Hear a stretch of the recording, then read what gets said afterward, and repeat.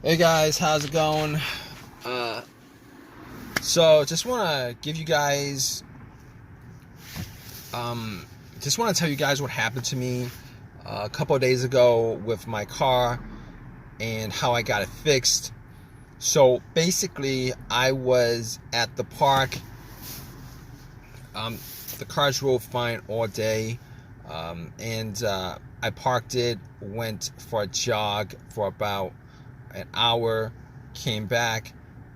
Already all set to go back home, and then when I try to start it, it would crank, but it wouldn't start.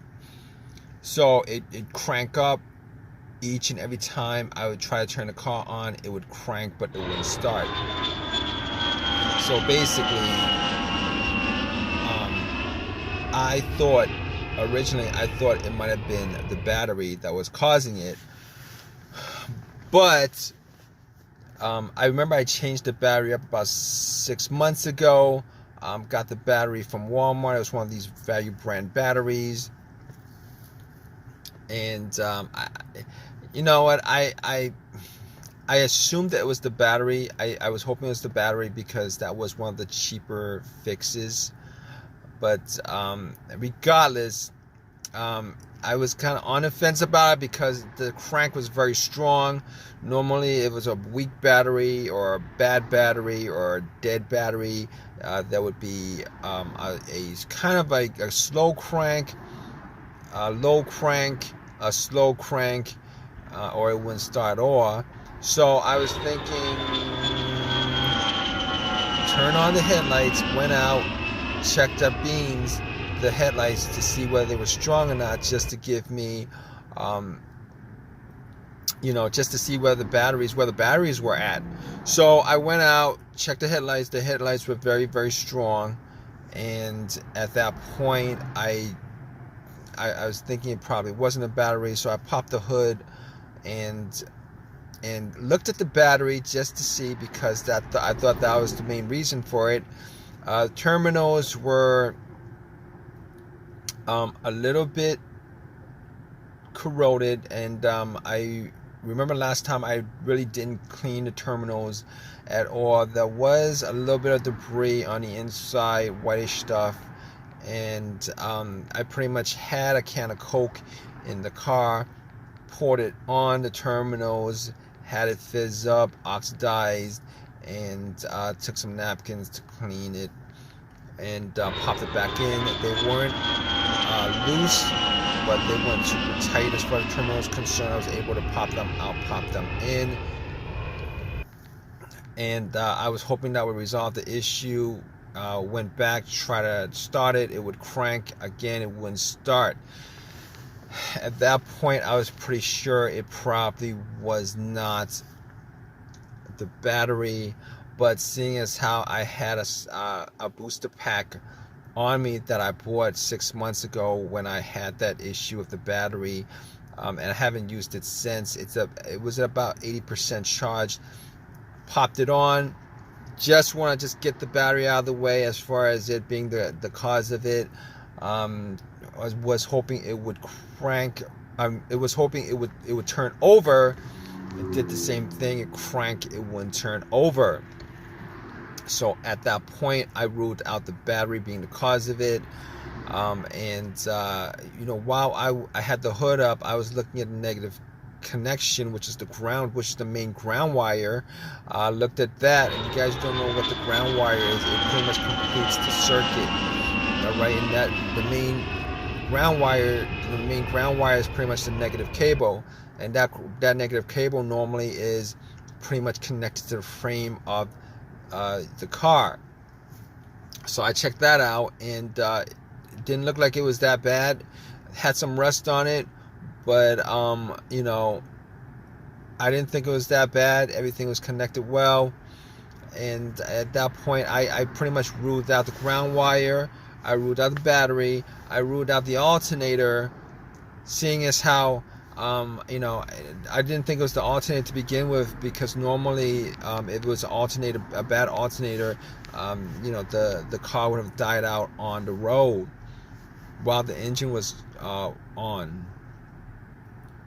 but that wasn't the case. But regardless, when I had the battery pack on, if it was the alternator, the car would start up and then it would die out immediately when I took the power pack off. But that's I'm going way off on that right now. I didn't think it was the alternator. Normally the alternator would not be causing some situation like this unless the battery was very, very low, and then you'd have a slow crank and all that stuff. But rule out the alternator. All right. So basically, after that, I'm like, okay, it could be a bunch of other things. It's possible that it could be a bunch of other things.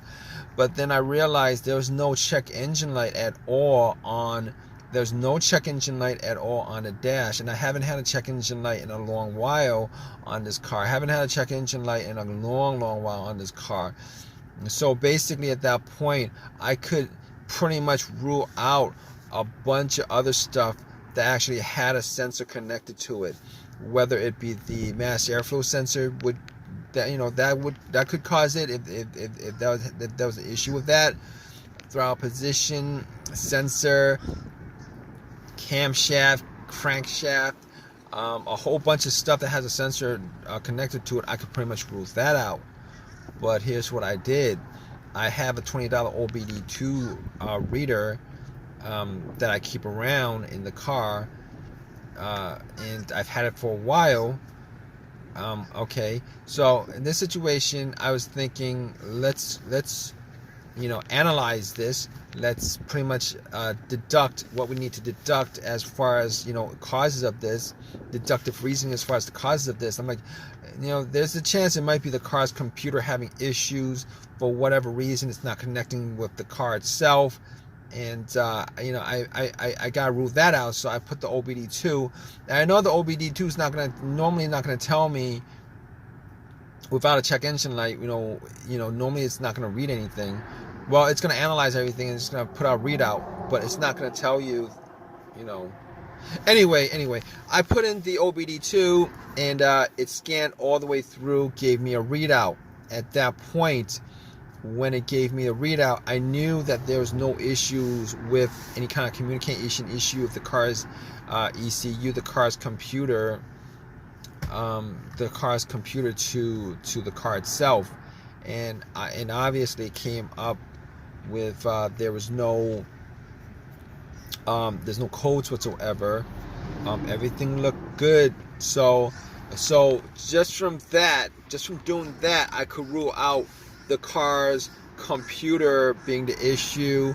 I could rule out every single sensor that may that may be causing this. Anything that had a sensor that could be causing it, that the OBD2 scanner could read. I could rule all those things out. So at that point, I was stuck with a couple of things.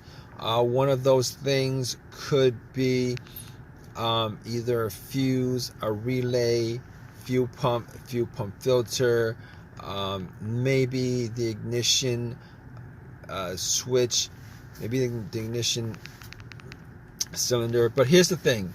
All right. Okay. So I got to the fuse box.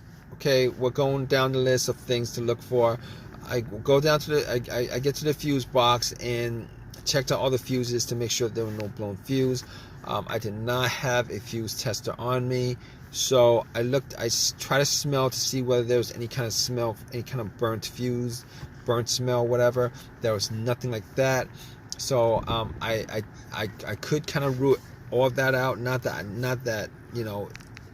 I mean, there's possible that there's a blown fuse and I wasn't able to spot it, but normally you would use a fuse tester for that. So basically, we're left with relays, and the fuel pump as major failures that could be causing this issue. So I was looking, before I even went there, I forgot to say that another test I did was, originally I thought it might be maybe a fuel pump issue or something like that. So what I did was, I sat in my car, had the car all the way off, and what I was trying to do was I was trying to trying to hear the fuel pump going off, the fuel pump priming.